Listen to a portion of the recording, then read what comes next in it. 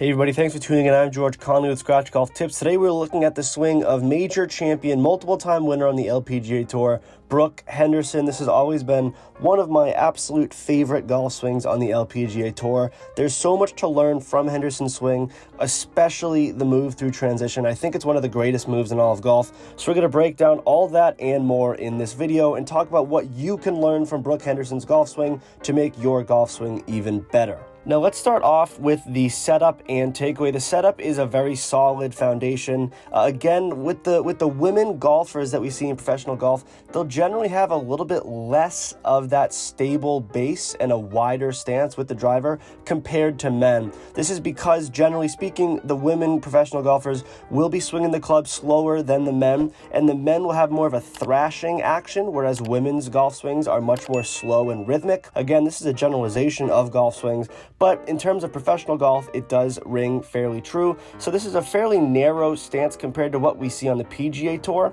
but it certainly works for her. She has that left foot flared out just a little bit, those toes going in front of the heel, more towards the target than the heel. That allows her for her hips to be a little bit more open to rotation throughout the golf swing. The takeaway arc is fairly wide. She starts it outside the ball, and tempo-wise, I think it's a very good swing to learn from. Never in a tournament have I seen Henderson's swing to be too rushed. She's very consistent with it. The pre-shot routine, all very consistent, all very controlled.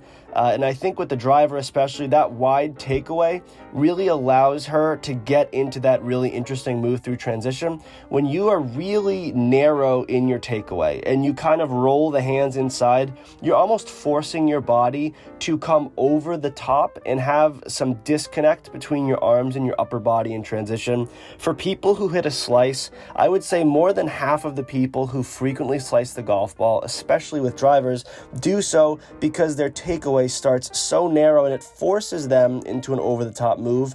So one thing to work on if you're just looking to stop that over-the-top move is have a nice wide takeaway. Look at where Henderson's club starts, right outside the ball. It puts her in a perfect shallowing position through transition. So just looking at the takeaway alone, there's so much to learn from. Now let's talk about this money move. If you want to talk about a shallowing move, if you want to talk about lag in the golf swing, it's hard to have that conversation without showing some videos of Henderson's golf swing. Now, Henderson's arms come up to a fairly standard position at the top of that backswing, and then it just seems like her arms completely fall down to her right hip, which is a very effective move. It's not dissimilar to Lexi Thompson, who we recently did an analysis on. But what sets Brooke apart is that at the top of the backswing, especially with driver, you see the wrist angle there fairly straight, but that weight at the top of the backswing is actually pretty neutral. If anything, it might be a little bit more on her trail side.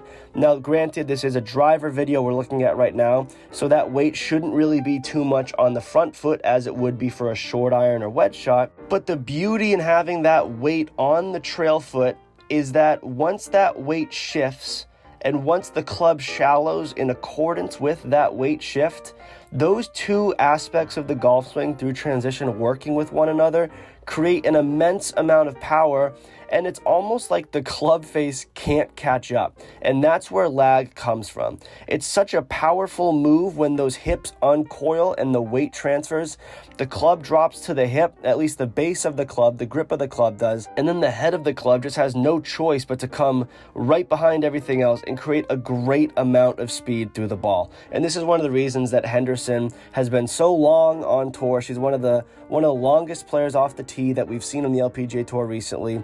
And it's just that absolutely fantastic move through the ball in that transitionary move. She can both fade the ball and draw the ball. I think the natural swing plane is more conducive to a draw because she does come into out, but that club actually, when it passes by her hip, can get a fairly open face, and that can be her miss, is a little bit of a push fade or even a slight slice if the face is too open. But by and large, it's a very controlled swing, and whenever you have a powerful driver swing and you can work the ball both both ways confidently, you're going to be a weapon off the tee. Henderson's shoulder turn in the backswing is immaculate. The left arm extension it's almost as far away from her body as it could be at the top of the backswing. So it is worth noting that a golf swing like this, it looks great, but for the average golfer, we need to understand that someone like Brooke Henderson is working tirelessly on her strength and her flexibility and her training. And this is why there are a few concepts that most professional golfers turn to and love, but it's not necessarily proper to teach that to amateur golfers because they're not spending the time in the gym, spending the time doing the stretching, spending the time doing the golf swing. One of those things that I don't think you should really take away, but it is important to marvel at, is the lag in this golf swing. I think when golfers focus on creating lag, and when I say golfers, I'm speaking about, anyone a 10 handicap or up, an amateur golfer, focusing on lag can be detrimental because it can really force your body to become a little bit out of sync. A lot of people like to feel lag in their hands by pulling them down, Sergio Garcia being one of them.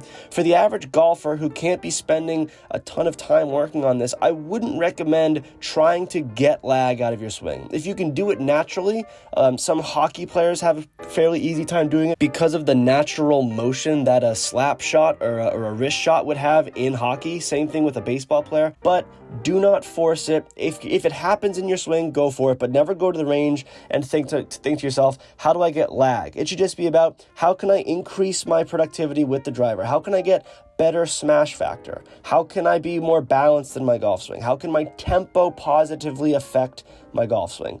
So I just like to clarify that because a lot of people, lag is a very sexy word in golf instruction right now.